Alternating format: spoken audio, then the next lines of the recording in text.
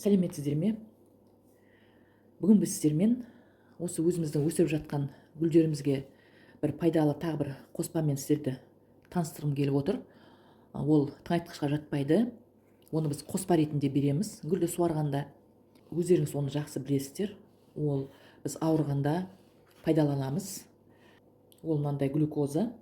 Ыдыстағы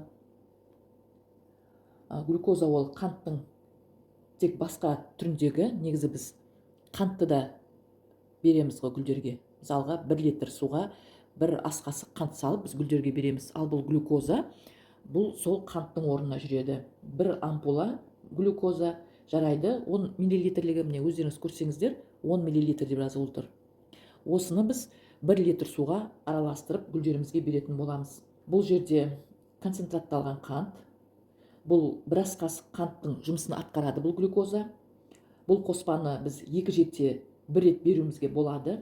Өсімдіктер глюкозаны өте жақсы көреді. Осы қоспаның арқасында гүлдер 2 жеттен соң жақсы гүлдеріңіздің өскенін байқайтын боласыздар.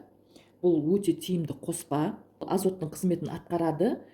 Бірақ бұл глюкозада азот жоқ, бұл азот емес. Бұл қоспадан кейін гүлдеріңіз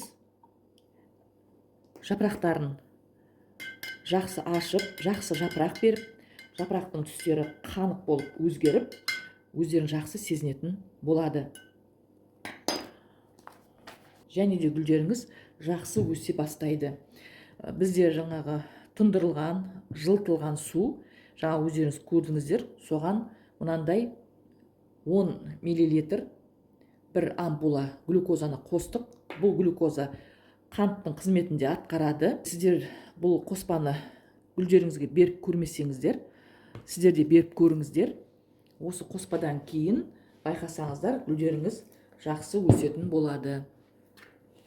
Егер де менің видеом сіздерге пайдалы болса, лайк басып, комментарий жаза отырыңыздар. Сіздермен болған бақыт, сау саламатта болыңыздар.